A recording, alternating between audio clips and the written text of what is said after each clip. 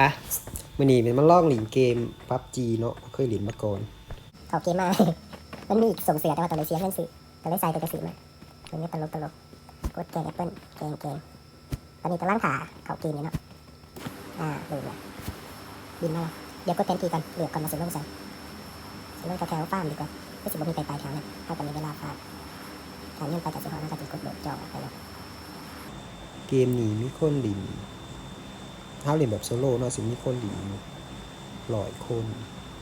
เดี๋ยวกดแทนทีลงปืนก่อนถ้าสิหอละโดดจังหวะนี้แหละพอดีเข้าปากเพื่อนแต่กดตั้งนานมันสิลงได้โอเคขึ้นตั้งราคาเลยกระโดดเอาบอกไม่ได้สักโอเคเล่นกับตากระดาษใส่เครื่องในกับบันไดเนาะหมวกกันน็อกใส่ปืนลูกเก็บโอเคอากาบอกอย่างนี้เลือดกับอย่างนี้เลือดงั้นไปจักเก็บไปก่อนเลยเก็บนี่ยังเก็บเลยถ้าได้เบิ้งไทยลงแถวนี้มีแต่เฮามีเวลาฟาร์มเครื่องเก็บเครื่องแล้วเอาไปเรื่องนั้นเครื่องเขาสิลายกว่าลองปืนกดไปกดมาหมวจัดมันเอียงไปให้ถ้าแบบเกมเขาต้องสังเกตเสียงมีเสียงมันจะหยุดเจอเลยตำแหน่งเขาเลยคนเบิ้งก็เป็นทีมันอยู่ตำแหน่งเขาเลยปากฟ้ามันก็ไปเลยเห็นว่าเป็นยันติดขาสวัสดีนี่ไปละก็เบิ่งแต่เขารีวิวใน YouTube มันนะว่ารีวิวจะได้ยังไงโดนไปดีก็ลื่นไปเสียงเบิ่งสัญลักษณ์ในทันทีแต่สังเกตที่เสียงเนี่ยก็ต้องมีสัญลักษณ์ในทันทีปินหนาเขาเบื่อ50อาจจะเห็นคนปินมาถึงเบื่อแล้วปินกันเลยวะลินแบบจีย่านเปิดครัวนี่สิมาหาเขาบอกว่าจะไม่ถึงสัญลักษณ์เป็นแบบนี้นี่โมเมนต์สูงก็มาถึงว่ะตามาดีเดี๋ยว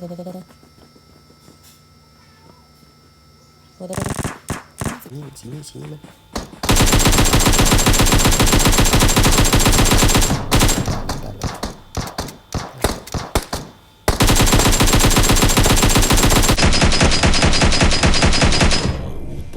มีความสีเขียวมีคนนี่น้ำเห่าไหมครับมันกำลังนี่ครับสาดปืนกับสาดอยู่ใส่อันนี้เขาอยู่สั่น2แล้วไม่ติดเขาทางตรงเย็บมาได้เขาไม่กระถางไม่ถึงมาเขานี่ไม่บอลกันเลยสักยินได้ที่ถูกเดี๋ยว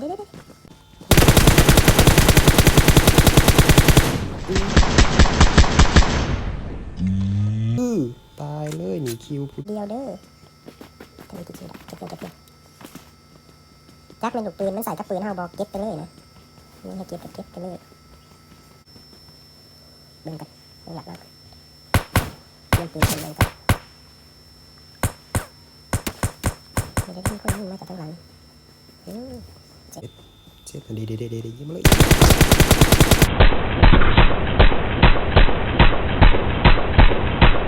ได้2 คิวเก็บเครื่องเก็บได้ยังเก็บหัวขัดไว้เอาหัวกันมันกาดมันหัวคนนี้มาห่อยเลยจับตั้งนานแล้วเลยนี่ใช่ปะ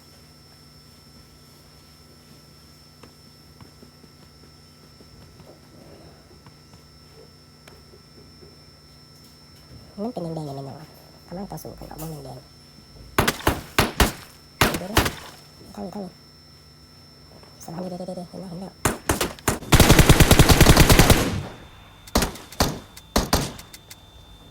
บอก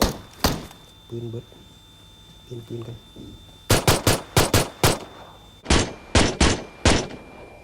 ได้มันเป็นเสียงโอ้ยคุณแจ้งระเบิดกันแจ้งมาแล้วนี้ดี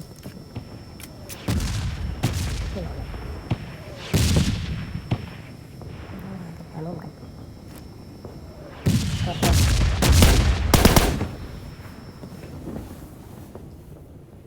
มีผู้ใดอยู่แถวนี้บ้าง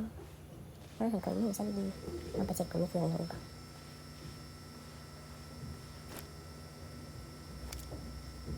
นี่เห็นว่าท่านเป็นกดยังมันยังอุ้ยกระโปรงเลยมันกระโปรงนี่มันกระโปรงเลย2 คน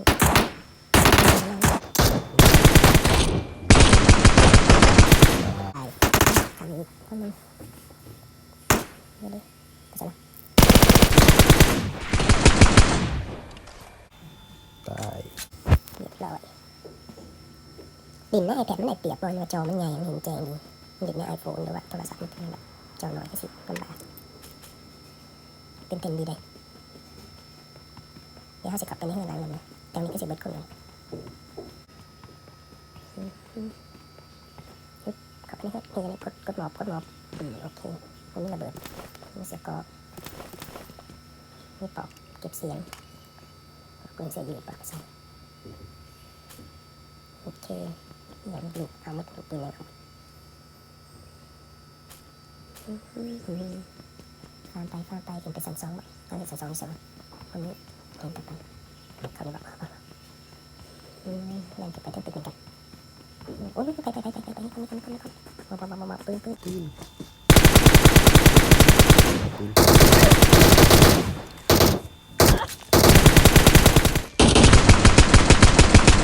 ตาย แค่นี้กอกับบงหุ่นใส่เขาว่าใส่กอกับบงหุ่นใส่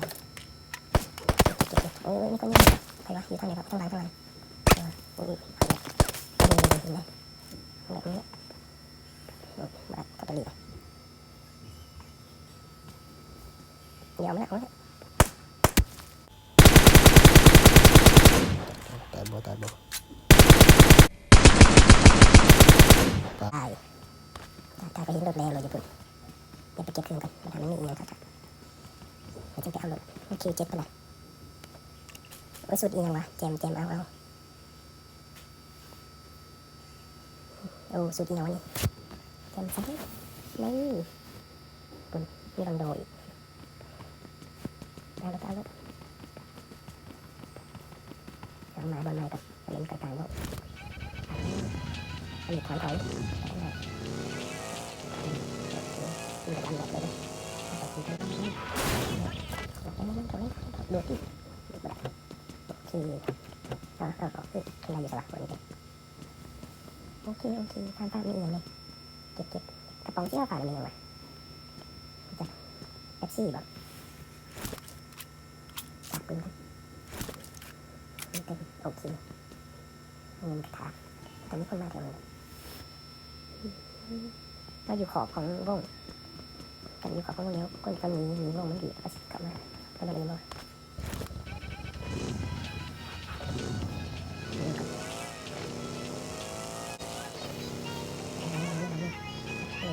ที่จับรถเป็นเขาโดดขึ้นกันได้เราบนนี้กันได้ไม่ควรตามกันตามแบบเลยไปหากันได้แล้วก็มีกันได้ถึงเลยตายไปเลยแหละคิดว่าว่าวงก็อยู่อะไรนี่มันแดงคิดว่าก็จะมีการเกิดขึ้นยาวส่องไปทางตรงยาวเวลาเห็นมันก็ลอยเอาทีเดียวหุ่นจีบีเบย์เนี่ยมันไทยปุ๊บปืนแบบนี้มันติดกันเท่านั้นโอ้โหที่ซูมเลยมันจะเกิดเนี่ยก็มีซูมจะไหนวะโอ้ซูมจะไหนมาลูก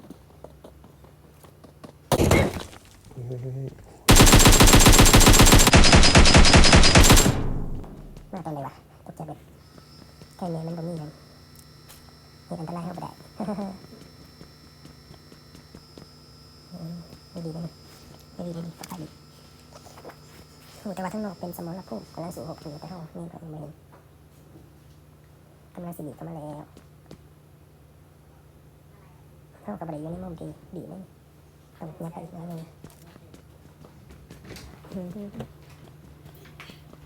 ตามกันนี่เหมือนตาบดีขนาดว่าจอใหญ่อะไรยังไงทั้งนี้ใส่ไม่อยู่ในห้องหรอกนี่ทั้งนี้สนิทกับ2 คนหรือคนหนึ่งครับเงียบกลาง ซะนี่เจาะอยู่นี่อันนี้ได้ไป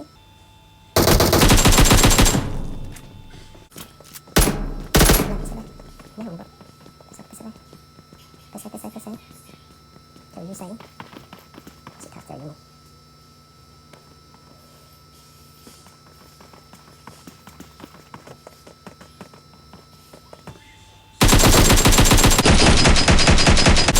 เรียบร้อย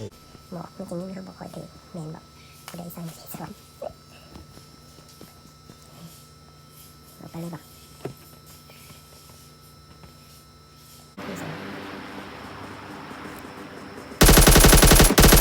เดี๋ยวผมจะเข้ามาเลยกระดาษมันได้หรือมันเป็นมันการหลุดเดี๋ยวเอาเห็นมันเสียงดังแบบนี้นะแล้วเขาหยาไม่ถึงเสียงดังแม่มันเสียงตลอด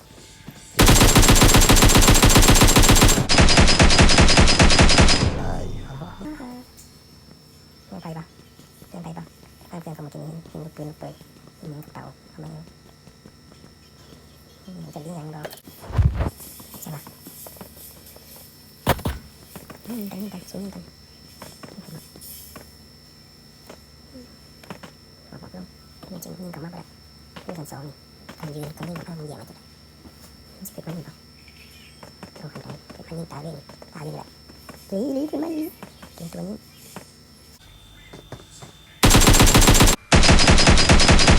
เรียบร้อย ใส่สุดมุ้งมิ้งเนาะพอได้มาสุด12ยังแต่2คนมั้งนี่กันเท่าขาอีกคนนึงเขาสนานวงกำลังดีบเขาอีกแล้วบ่มีใครทำนี่บอกสงสัยบ่มีเสียงอย่างแบบข้างหลังโอ้สงสัยอยู่อมเพื่อนขึ้นมาที่ถ่ายนี่แหละขึ้นไปเลยเห็ดเสียงมันได้ยินขึ้นมา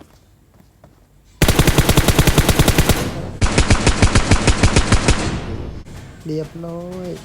อุ้ยชนะเซฟ จะไหนต่อไม่ต้องบอกเจอแล้วนี่เบิร์ดนี่แหละ